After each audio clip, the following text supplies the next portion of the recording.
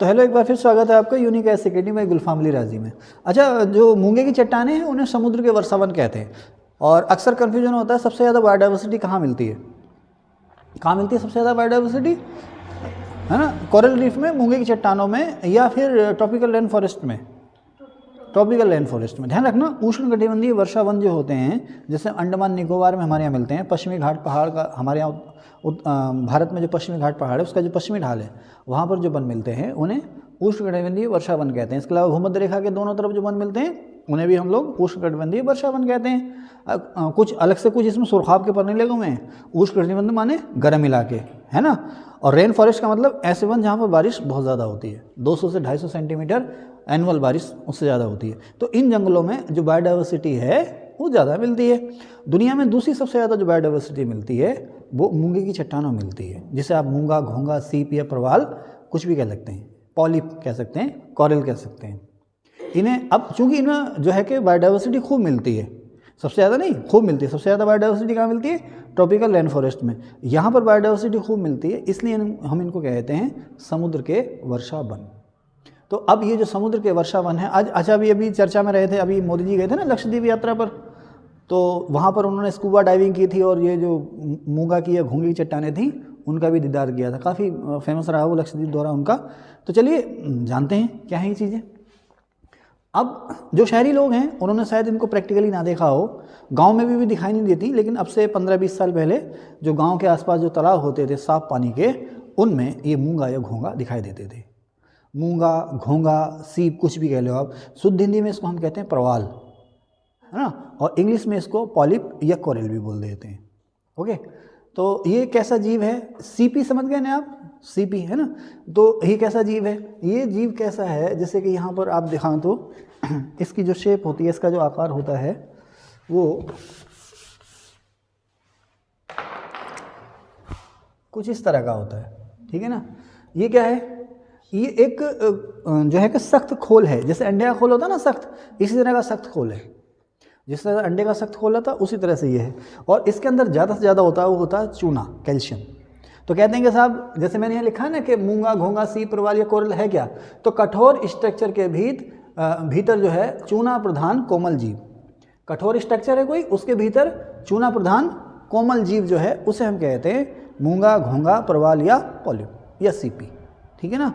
बहुत से लोग मूंगे की अंगूठियाँ ही पहनते हैं ना, अब मूंगे के हार भी बना करके पहन लेते हैं।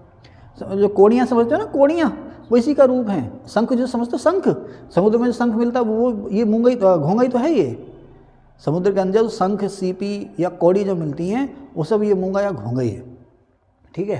तो अब ये समझ गए ना बेटे, मूंगा या घोंगा कहाँ मिलते हैं? साफ पानी में मिलते हैं। अच्छा, ये सबसे बेहतर जो टेम्परेचर इनके लिए, हालांकि बहुत गर्म टेम्परेचर भी मिल जाएंगे आपको पानी के अंदर और कुछ ठंडे इलाकों में मिल जाएंगे, लेकिन इनकी जो ग्रोथ होती है सबसे बेहतर वो होती है 20 डिग्री सी से 21 डिग्री सी टेम्परेचर के बीच में, है ना?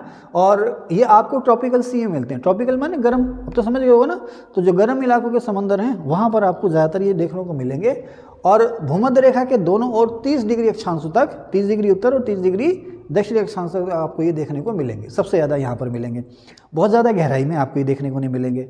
ये 400 से 450 मीटर की गहराई से नीचे नहीं जा पाते हैं। तो इससे होता क्या है कि आमतौर पर ये समुद्र तट या उससे थोड़ा सा आगे जा करके मिलते हैं, उसके अंदर जाकर नहीं मिलेंगे, क्योंकि जैसे जैसे समुद्र के अंदर जाएंगे आप तो गहराई बढ़ती जाएगी, तो ये वहाँ पर आपको देखने को नहीं मिलेंगे। आमतौर पर समुद्र से थोड़ा सा दूर या समुद्र तट के किनारे ही ये मिलेंगे, साफ पानी में, ठीक है? ओके, अब ये बनते कैसे हैं? कहते हैं ना मूंगे की चट्टानें, और बनते कैसे हैं? देखिए, मूंगा जो है ना, जीवन भर जब तक वो जिंदा रहेगा, जैसे हम लोग मलमूत्र त्यागते हैं ना, उसी तरह से जीवन भर ये इसका जो खोल है, इसका जो आवरण है, इससे हमेशा थोड़ा थोड़ा कैल्शियम का रिसाव होता रहता है। अब ऐसा तो नहीं कि आज ये ईरान में तो कल तुरान में, आज उत्तराखंड में तो कल कर्नाटक में चला गया। एक जो 10-20 मीटर का दायरा होता है उसी में घूमता रहता है, वहीं इसका लाइफ साइकिल चलता रहता है, और वहीं पे घूमते घूमते ये कैल्शियम वहाँ पर रिलीज़ करता रहता है, ठीक है? अब एक समय आता मर जाता है, ये साल 6 महीने मर जाता है, मर के धीरे धीरे नीचे बैठने लगता है। जो दूसरे घोंगा हैं वो इसके ऊपर बैठ जाते हैं, वो मरते हैं, फिर तीसरा चौथा। अब करोड़ों साल पहले समंदर बना, है ना। और आपको पता है जीवन जो है सबसे पहले कहाँ शुरू हुआ, समंदर में शुरू हुआ। तो घोंगे भी बन गए, सीप भी बन गए। तो धीरे धीरे धीरे धीरे इन्हीं के अस्थि पंजर या इन्हीं के जो अवशेष हैं, एक के ऊपर एक, एक के ऊपर एक, एक के ऊपर नीचे बैठ गए समुद्र की तली तक, गहराई तक, और ये पूरी की पूरी चट्टानें बन गई। कई चट्टानें जो हैं ऐसी हैं कि उनके चारों तरफ समुद्र आ गया, तो उसे हम कहते हैं मूंगे का द्वीप। जैसे लक्षद्वीप, लक्षद्वीप है, फिजी है, ये फिजी और Ellice Island, Lakshadweep, Fiji, Ellice Island, ये सारे के सारे जो हैं वो घोंगे से बने हुए हैं, है ना। जैसे आइलैंड है, कुछ आइलैंड ऐसे बने, ज्वालामुखी फट गया तो आइलैंड बन गया, भूकंप आया तो आइलैंड बन गया। ये घोंगे के जमा होने से, पॉलिप या प्रवाल के जमा होने से आइलैंड बने। समुद्र में ऐसे जमा हो गए, चारों तरफ इनके समंदर हो गया, समझे ना।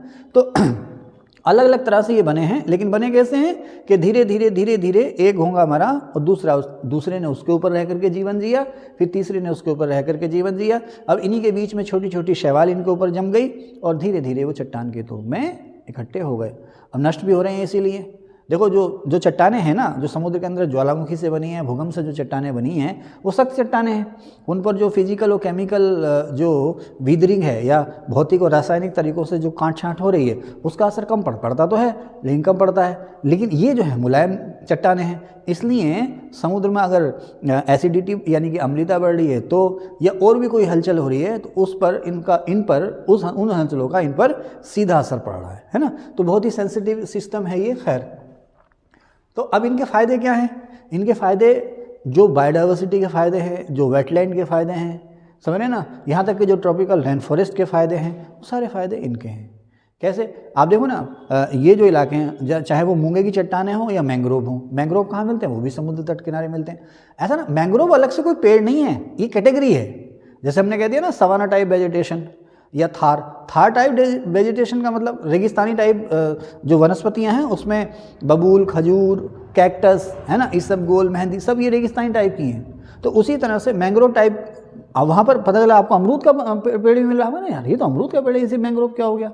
एक खास तरह का जो क्लाइमेट है, वहाँ पर जो वनस्पतियाँ मिलती हैं ना, उन्हीं को हम मैंग्रोव वनस्पति कहते हैं, है ना। मैंग्रोव नाम क्यों रखा है? उसका मतलब यह है कि ऐसे पेड़ पौधे जो समुद्र जैसे खारे पानी और दलदली ज़मीन में उगते हैं। खैर, तो जैसे मैंग्रोव वन होते हैं ना, मैंग्रोव वृक्ष या मैंग्रोव वन जो होते हैं समुद्र किनारे होते हैं, तो इनके आसपास जो है, इनकी जड़ों में पानी जमा रहता है, दलदल सी जमी रहती है। तो इन जड़ों में या इस पानी के इलाके में बहुत सारे जलीय जीव जंतु हैं जो अपना आवास पाते हैं। तो उसी तरह से ये जो मूंगे की चट्टानें हैं, प्राइमरी तरीके से, प्राइमरी तौर पर बहुत सारी समुद्री जो जीव जंतु जातियाँ हैं उनको जगह देती हैं। ये समुद्र की सतह के 1% से भी कम इलाके पर फैले हुए हैं, लेकिन समुद्र में मिलने वाली जो नस्लें हैं, प्रजातियां हैं समुद्री जीव जंतुओं की, उनमें से कम 25% का ये घर है ना। आसपास यहाँ, अब ये दो इलाका है, अब जहाँ पर मूंगे की चट्टान है, तो जाहिर सी बात है सुनामी का असर कम पड़ता है, चक्रवात का असर कम पड़ता है, जो ऊंची ऊंची समुद्र की लहरें, उनका असर भी यहाँ पर कम पड़ता है। तो आमतौर पर इनके बीच में पानी शांत मिलेगा, ठीक है। कीड़े मकोड़े होंगे, छोटे कीड़ों को बड़े कीड़े और बड़े कीड़ों को और बड़े कीड़े खाएंगे, तो यहाँ पर तरह तरह के जीव जंतु मिलेंगे, यानी कि बायोडाइवर्सिटी यहाँ पर खूब मिलेगी। टाइगर ना मिलेगा यहाँ, कभी सोचो टाइगर मिल जाएगा, लेकिन जो कीड़े मकोड़े हैं और जो रेप्टाइल्स यानी कि सरीसृप हैं, छिपकली, है ना, मगरमच्छ, सांप, इस टाइप की चीज़ें यहाँ पर खूब मिलती हैं, ठीक है। तो ये इनका फ़ायदा। अब इनके ऊपर तरह तरह के शैवाल, छोटी फूटी जो घास फूस होती है ना, उसे कहते हैं शैवाल, वो जम जाती है, तो साहब ऑक्सीजन का ही बहुत बड़ा सोर्स है ये। अब इन्हीं घास फूस में तमाम तरह की ड्रग्स यानी कि औषधियाँ, ड्रग्स मान नशीले पदार्थ नहीं, तरह तरह की जड़ी बूटियाँ, औषधियाँ आपको यहाँ मिल जाएंगी। अब रोजी रोटी का साधन भी है, यहाँ मछलियाँ खूब मिलती हैं, मछलियों का शिकार करो, खुद भी खाओ और उनको समुद्र से निकाल करके बेच भी आओ। तो लोगों की रोजी रोटी का साधन भी ये हैं। इसके अलावा समुद्र किनारे आमतौर पर ये पनपते हैं, तो समुद्र में अगर सुनामी आ रही है, भयंकर साइक्लोन आ रहा है, तो उससे बचा रहे हैं। समुद्र किनारे वाले आने वाली बाढ़ से ये लोग बचा रहे हैं, समुद्र के कटाव से बचा रहे हैं, समुद्र की लहरें समुद्र को लगातार काटती रहती हैं, उससे भी ये बचा रहे हैं। तो बहुत ही इंपॉर्टेंट है हमारे लिए, इसलिए इनको बचाने पर ध्यान दिया जाता है। लेकिन आप देखें, हद से ज़्यादा फिशिंग यानी कि मछलियाँ हद से ज़्यादा पकड़ना, मछलियों को पकड़ने के लिए इनको नष्ट करना, इनमें ही बीमारियां लगती हैं, है ना। मूंगे को भी बीमारी होती है, तो धीरे धीरे कीड़े मकोड़े खा रहे हैं, इनको तमाम तरह की बीमारियां लग रही, उससे नुकसान हो रहा है। अच्छा, समुद्र किनारे कोई एटॉमिक पावर प्लांट है, तो जितना कचरा है वो सब इनके आसपास फेंक दिया जा रहा है। बड़े बड़े तेल टैंकर जा रहे हैं, वो समुद्र के पानी को नुकसान पहुँचा रहे हैं। ग्लोबल वार्मिंग है, क्लाइमेट चेंज है, सबसे इनको नुकसान पहुँच रहा है, ठीक है ना। इसके अलावा जितना नदियों में गंदगी बढ़ती जा रही है, भाई खनन हो रहा है, तो नदियों में बहुत सारा मलबा या अवसाद बहकर आ रहा है, गाद बहकर आ रही है। अब ये जो सीपी या घोंगा है बहुत छोटा सा जीव है, अब वो गाद या मलबा या अवसाद जो है इनके मुंह में भर जाता है, ये मर जाते हैं। धीरे धीरे ये नष्ट हो रहे हैं। ठीक है, तो ये इनसे नुकसान भी होते हैं। अब यहीं पर जैसे आप देखते हैं ना, फ़ायदे में लिखा है इनमें जो जितने भी ये कोरल रीफ्स हैं ना, मूंगे की चट्टानें, इसमें 25% जो है वो अति संकटग्रस्त हैं, क्रिटिकली इंडेंजर्ड है ना, बहुत ज़्यादा उन पर ख़तरा है। टूरिज़्म के नज़रिए से हम लोग घूमने जाते हैं यहाँ पर, टूरिज़्म के नज़रिए से, फिशिंग के नज़रिए से ये जो हैं मतलब इनका हम सेंसिटिव बात करें तो बहुत ज़्यादा। अब देखो हम लोग कहीं घूमने जाते हैं तो अपने साथ डब्बा बंद बोतल पानी खाना वाना जो ले आए सब वहीं फेंका है, वो सड़ रहा, वहाँ बीमारी फैला रहा, तो किससे नुकसान हो रहा? तो हद से ज़्यादा टूरिज्म, हद से ज़्यादा फिशिंग से इनको नुकसान हो रहा, रोगों से इनको नुकसान हो रहा, खनन से कैसे नुकसान हो रहा मैंने बताया आपको, साइक्लोन सुनामी से इनको नुकसान हो रहा। अब कोस्टल डेवलपमेंट के नाम पर हम लोग वहाँ पर समुद्र किनारे डेवलपमेंट के नाम, मान लीजिए समुद्र किनारे आप रेल की पटरी बिछा रहे हैं, नया बंदरगाह बना रहे हैं, तो क्या मलबा ही तो पैदा कर रहे हैं, वो सब इनके मुंह में जा रहा है, ये नष्ट होते जा रहे हैं, इनके ऊपर चढ़ रहा है, ये सब नष्ट होते जा रहे हैं। ग्लोबल वार्मिंग से, क्लाइमेट चेंज से इनको नुकसान हो रहा है, परमाणु परीक्षणों से, परमाणु कचरे से इनको नुकसान हो रहा है। अच्छा, हम लोगों को जेवर पहनने का बहुत शौक है मूंगे के, तो उसके लिए हम अपने जेवर बनाने के लिए इनको समुद्र से निकाल करके सीपियों को ला रहे हैं, इससे भी इनको नुकसान हो रहा है। एल नीनो जैसी घटनाएं हैं, है ना, और समुद्र में CO2 के लगातार बढ़ने से समुद्र की जो एसिडिटी या अम्लता बढ़ रही है, उससे भी इनको नुकसान हो रहा है। अब यहाँ पर एक शब्द आता है शैवाल विरंजन या कोरल ब्लीचिंग। शैवाल विरंजन या कोरल ब्लीचिंग, विरंजन का मतलब समझते हो, रंग उड़ाना, है ना, समझ रहे ना, जैसा आता ना शुरू में पढ़ रहे थे ना, एक क्या था विरंजक चूर्ण, उसको क्या कहते हैं, अभी तुमने इंटर किया है, विरंजक चूर्ण का रासायनिक नाम क्या है, इंग्लिश में क्या कहते हैं, विरंजक चूर्ण को क्या कहते हैं, हाँ CaOCl2 है ना, विरंजक चूर्ण, उसका कोई बाजार का नाम भी है कुछ उसका, ब्लीचिंग पाउडर ठीक है, देखो अभी इंटर किया है उसने, विरंजक चूर्ण या ब्लीचिंग पाउडर। ओके, तो ब्लीच माने रंग उतारना। आप लोग जाते हो ना पार्लर में ब्लीचिंग कराने, तो कुछ नहीं होता है, जैसे जो मैल वैल है, धब्बे धब्बे है, थोड़ा सा वो रगड़ रगड़ के आपकी स्किन को खुरच के 2-3 दिन के लिए आपको जो है कि गोरा चिट्टा होने का एहसास दे देती है। तो ब्लीचिंग का मतलब है रंग उतार देना, चाहे वो कपड़े से उतारो, कागज़ से उतारो, या पेड़ पौधों फूल पत्तियों से क्या करा मैंने, उतारो, है ना, उधारो तो नहीं कर दिया, हाँ, उखाड़ो या उतारो नहीं, रंग उतारना, ठीक है ना, रंग उड़ा देना या रंग उतारना, उसको हिंदी में कहते हैं विरंजन और इंग्लिश में कहते हैं ब्लीचिंग, है ना। तो चलिए खैर, अब बात ये आती है, ये कोरल ब्लीचिंग क्या है, हिंदी में जैसे कहते हैं ना शैवाल विरंजन, ये कोरल ब्लीचिंग। कोरल ब्लीचिंग क्या है, कोरल का तो मतलब आप समझ ही गए, मूंगे की या घोंगे की चट्टानें, है ना। अब होता क्या है, इनके ऊपर तरह तरह की घास फूस, जिसे आप एल्गी या शैवाल कहते हैं, वो जम जाती है। नीचे मूंगे की चट्टानें हैं, उसमें सड़े हुए भी, वो मतलब मरे हुए भी मूंगे हैं और जिंदा मूंगे भी हैं, दोनों ही हैं, ठीक है ना। इनके ऊपर जो है शैवाल जमा हो गई है। अब होता क्या है, अच्छा मूंगे का रंग क्या होता है, सफ़ेद रंग का होता है, हाँ सफ़ेद रंग का होता है, ये मूंगा जो होता है वो सफ़ेद रंग का होता है, ठीक है। अब इसके ऊपर घास फूस जम गई, तरह तरह की रंग बिरंगी घास फूस। एक्चुअली इसको टूरिस्ट जो देखने जाते हैं ना, वो इसलिए देखने जाते हैं कि इन चट्टानों के ऊपर रंग बिरंगी घास, जिसमें फूल पंखुड़ियाँ भी होती हैं, वो जम जाती है, वो देखने में बहुत सुंदर लगती है। इसके अलावा हम बैठे रहेंगे तो तरह तरह की मछलियाँ भी आपको देखने मिलेंगी, है ना, थोड़ा आदमी सुकून तलाशने के लिए चला जाता है। अब होता क्या है, तो याद रखना सफ़ेद रंग का होता है ना ये। तो अब होता क्या है कि अगर जैसे जैसे आप देख रहे हो ना, गर्मी लगातार बढ़ती जा रही है, जैसे आप कहते हैं ना ग्लोबल वार्मिंग, टेम्परेचर लगातार बढ़ता जा रहा है। अभी जैसे दिसंबर जनवरी में आपने देखा कोहरा आ रहा था, तो गेहूं जो है इस समय उसकी ग्रोथ बहुत कम हो रही थी। लेकिन जैसे ही आपने देखा जनवरी लास्ट वीक और फरवरी फर्स्ट वीक में धूप अच्छी निकलने लगी, तो किसान की भाषा में उसे कहते हैं गेहूँ एकदम से उबल गया, ये फसलें एकदम से उबल गई, यानी कि तेज़ी से उनमें ग्रोथ हो गई। क्यों? क्योंकि खूब धूप मिली, है ना, पूरे दिन थोड़ा बड़ा हो गया, दिन की जो ड्यूरेशन है वो थोड़ी बड़ी हो गई, धूप काफ़ी तेज़ हो गई। तो धूप काफ़ी तेज़ हो गई यानी कि फोटोसिंथेसिस तेज़ हो गई, प्रकाश संश्लेषण तेज़ हो गया, पौधे में जो भोजन है उसकी बनने की दर तेज़ हो गई, इसलिए पौधा तेज़ी से बढ़ गया, ठीक है। क्यों हुई? क्योंकि अब देखो, यानी अब फोटोसिंथेसिस के लिए क्या चाहिए, CO2 और सूरज की रोशनी, है ना, ये चाहिए। तो जब सूरज की रोशनी नहीं मिल रही है तो फोटोसिंथेसिस स्लो हो जाती है। लेकिन अब जितनी ज़्यादा सूरज की रोशनी या गर्मी मिलेगी, फोटोसिंथेसिस की दर उतनी तेज़ हो जाएगी, प्रकाश संश्लेषण की दर उतनी तेज़ हो जाएगी। अब घोंगे या मूंगे के ऊपर जो ये शैवाल हैं, अब प्रकाश संश्लेषण की दर बहुत ज़्यादा होगी। प्रकाश संश्लेषण में क्या निकलता है, ऑक्सीजन, ऑक्सीजन निकलता है ना, तो उसके अंदर और बाहर ऑक्सीजन जो है शैवाल के अंदर ना, शैवाल के अंदर और शैवाल के अंदर और फलस्वरूप जो है घोंगे के अंदर ऑक्सीजन का लेवल बहुत बढ़ता जाएगा। अगर एक हद से ज़्यादा ऑक्सीजन आपको दे दी तो भी तो खतरा है ना, ऑक्सीजन का लेवल बढ़ता जाएगा। देखो मैंने उसका फिनोमिना भी यहाँ लिखा है, कहीं लिखा है मैंने लिखा ग्लोबल वार्मिंग से ताप बढ़ा, ताप बढ़ने से प्रकाश संश्लेषण की दर बढ़ गई। अब क्या हुआ कि जो प्रवाल है यानी कि घोंगा जो है उसके ऊतकों में, ऊतक समझते हैं, हमारा शरीर किससे मिलकर बना हुआ है, सेल्स यानी कोशिकाओं से, और कोशिकाओं के समूह को कहते हैं ऊतक। तो इसके ऊतकों में ऑक्सीजन का जो लेवल है वो धीरे धीरे बहुत बढ़ जाएगा और यहाँ तक बढ़ जाएगा कि वो खतरनाक लेवल पर पहुँच जाएगा। खतरनाक लेवल पहुँचने का मतलब क्या है, अब वो हमारे लिए नुकसानदेह हो जाएगा। अब दो कंडीशन होंगी, या तो प्रवाल शैवाल को छोड़ देगा, शैवाल को अलग कर देगा, हटा देगा उससे अपने से, है ना, उखाड़ देगा प्रवाल, या तो शैवाल को छोड़ देगा या शैवाल जो है जो रंगीन क्लोरोफिल होता है उसको छोड़ेगा। प्रकाश संश्लेषण के लिए क्या जरूरी है, क्लोरोफिल। हम लोगों के अंदर प्रकाश संश्लेषण क्यों नहीं हो रहा है, क्योंकि हम लोग के अंदर क्लोरोफिल नहीं है, शैवाल के अंदर क्लोरोफिल है, इसलिए प्रकाश संश्लेषण हो रहा है। अब दो कंडीशन होंगी, क्या, या तो शैवाल को, प्रवाल जो है या तो शैवाल को ही छोड़ देगा या शैवाल जो है क्लोरोफिल को अपने अंदर से कम करने लगेगा। ये दोनों ही स्थितियां जो हैं खतरनाक हैं। अगर प्रवाल शैवाल को छोड़ देगा, उससे अलग हो जाएगा, तो भी उसका जो भूरा और सफ़ेद रंग है वो उजागर हो जाएगा, एक बात। दूसरा, अगर शैवाल के अंदर क्लोरोफिल बहुत कम हो जाएगा तो उसके अंदर प्रकाश संश्लेषण कम हो जाएगा, धीरे धीरे वो मर जाएगा, मर के सड़ जाएगा। तो जो घोंगा जो है, घोंगे के ऊपर जो सुरक्षा दीवार थी शैवाल की, भाई घोंगा किससे बचा हुआ था, शैवाल से बचा हुआ था, उसके अंदर उस चट्टान की जो सुरक्षा दीवार थी शैवाल की, वो चट्टान, वो आवरण, वो पर्दा जो था वो खत्म हो गया, वो खुल गया। अब तेज़ गर्मी पड़ रही है, कीड़े मकोड़े उस पर हमला कर रहे हैं, धीरे धीरे चट्टान जो है वो नष्ट होने लगी। तो कोरल ब्लीचिंग का मतलब यही है कि आपको एक्चुअली ना जो घोंगा है ना वो रंगीन नहीं होता, घोंगा रंगीन दिखता जरूर है लेकिन रंगीन होता नहीं है, उसके ऊपर छोटी मोटी कलरफुल घास जम जाती है, इसलिए वो आपको रंगीन दिखाई देगा।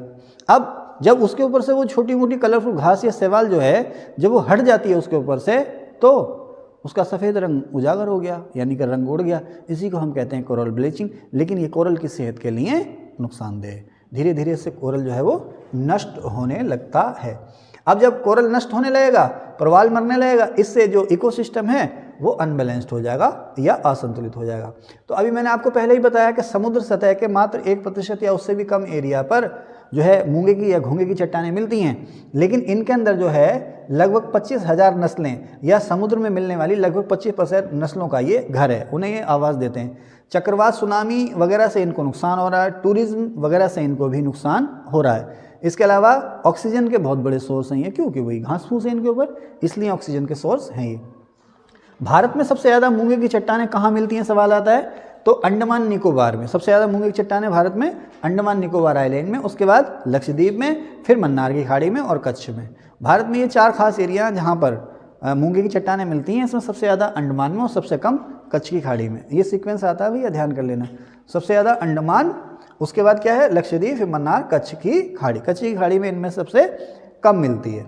अब देखो ये जो घोंगे हैं ना, घोंगे, सीपें या प्रवाल हैं ना, इनकी भी अलग अलग शेप होती है, अलग अलग आकृतियाँ या शेप होती हैं। जैसे कहते हैं ना फ्रिंगिंग रीफ या तटीय प्रवाल, जो समुद्र तट के आसपास लंबी चौड़ी पट्टी में पैरेलल फैले होंगे ना समुद्र किनारे, उसे हम कहते हैं तटीय प्रवाल। ठीक है, ऐसी मूंगे की चट्टानें जो समुद्र किनारे फैले हुई हैं, तट किनारे फैली हुई, उसे हम तटीय प्रवाल कह देते हैं। तटीय प्रवाल, भित्ती भित्ती माने रीफ, चट्टान या दीवार। अक्सर मैंने लिखा अक्सर इनके और तट के बीच लैगून बन जाता है। लैगून क्या है बेटा, दलदली झील, बताया था ना मैंने। लैगून का मतलब क्या है, पहले पढ़ा चुका हूँ मैं आपको। लैगून का मतलब क्या है, दलदली झील। तो अब ये समुद्र है और उसको कुछ दूरी पर जाकर के तट के किनारे किनारे ऊंची चौड़ी लंबी मूंगे की चट्टान है, तो बीच का इलाका बन गया लैगून। तो अक्सर ऐसा नहीं है कि हमेशा इनके बीच में लैगून मिलेगा, लेकिन अक्सर इनके बीच में लैगून मिल जाता है। इसके एग्जाम्पल जैसे साउथ फ्लोरिडा के फ्रिंगिंग या तटीय प्रवाल भित्तियाँ कहाँ मिलती हैं खूब, साउथ फ्लोरिडा में, अंडमान में, मन्नार में, रामेश्वरम में, यहाँ पर आपको खूब मिलेंगी। फिर आता है वलयाकार एटोल, यानी कि गोल गोल। अब गोल गोल अंगूठी भी होती है, तो इसलिए अंगूठी के आकार का प्रवाल भित्ति का मतलब समझे, कोरल रीफ। प्रवाल भित्ति का मतलब कोरल रीफ, यानी कि मूंगे की चट्टान। ठीक है, अब वो गोलाकार हो जाए तो उसे हम एटोल बोल देते हैं। वलयाकार मूंगे की चट्टान, इसकी शेप क्या होगी, अंगूठी के आकार की या घोड़े की नाल के आकार की। घोड़े की नाल भी जो है वो लगभग गोल होती है। अच्छा, घोड़े की नाल कैसे होती है, घोड़े की नाल ऐसे होती है भाई साहब, ये और ये, लो साहब ये घोड़े की नाल बन गई इस शेप के। तो अब इस शेप का ये बना तो कभी यहाँ पर लेगून बन गया, तो कभी यहाँ पर, कभी यहाँ पर, और बाकी हिस्से जो है वो खुले हैं। तो एटॉल यानी कि वलयाकार प्रवाल भित्ति, या ये अंगूठे की या घोड़े की नाल के आकार की, इनके केंद्र में अक्सर लेगून बन जाते हैं और बीच बीच में जो इलाके होते हैं वो खुले हो जाते हैं। इसका एग्जाम्पल क्या है? फिजी और एलिस आइलैंड, ठीक है ना, इसी का एग्जाम्पल है। अच्छा, लक्षद्वीप में भी अनेक एटॉल मिलते हैं। पूरा का पूरा लक्षद्वीप जो है वो एटॉल के शेप का नहीं है, लेकिन लक्षद्वीप में बहुत सारे एटॉल मिल जाते हैं, ये कहना चाह रहे हैं। फिर आता है अवरोधक प्रवाल भित्ति, बैरियर रीफ। बैरियर का मतलब क्या होता है? आप जा रहे हैं, चुंगी गिरी नीचे को, बैरियर ही तो होता है वो। भाई टोल प्लाजा आप तो पूरे भारत में आप देख ही रहे हो, है ना, बैरियर गिर गया, अब आप नहीं जा सकते, पैसा दोगे तब जाओगे, बैरियर तो है ना। जैसे आजकल किसानों ने अपना आंदोलन कर रखा है, तो पुलिस वालों ने कि भाई हम तुम्हें दिल्ली में नहीं आने देंगे, तो बैरियर लगा रखे हैं। अवरोध, रास्ते में रुकावट, रास्ते में रुकावट। तो अब आप देखें यहाँ पर जो है, इसका जैसे सबसे फेमस जो एग्जाम्पल है बैरियर रीफ का, वो ऑस्ट्रेलिया का इलाका है।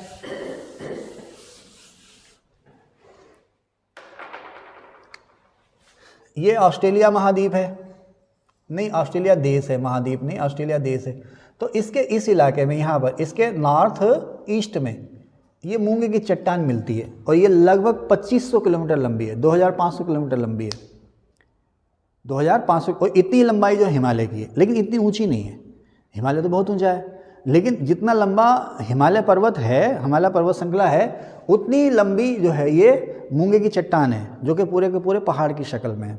तो अब इसने किसके बीच में बैरियर कर दिया? उत्तरी पूर्वी ऑस्ट्रेलिया और इधर के बीच में, इसलिए इसको बैरियर रीफ कहते हैं, अवरोधक चट्टान कहते हैं। बहुत बड़ी है, इसलिए इसको हम ग्रेट बैरियर रीफ भी कहते हैं।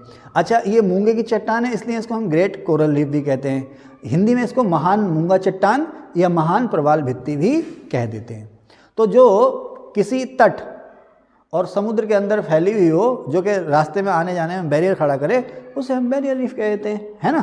तो क्या हुआ? अवरोधक प्रवाल भित्ति या बैरियर रीफ, तट के पैरेलल होगी, विशाल होगी। इसका एग्जाम्पल है ग्रेट बैरियर रीफ, जो कि 2500 किलोमीटर की लंबाई में है और ऑस्ट्रेलिया के नॉर्थ ईस्ट में है, ठीक है। चलिए साहब, अब उसके बाद ये हम बात करेंगे बायोडाइवर्सिटी के हॉट स्पॉट्स। बायोडाइवर्सिटी के हॉट स्पॉट्स हैं, इसकी बात करेंगे, और फिर जो IUCN है उसके बारे में बात करेंगे। तो इस पार्ट में बस इतना ही। Thank you.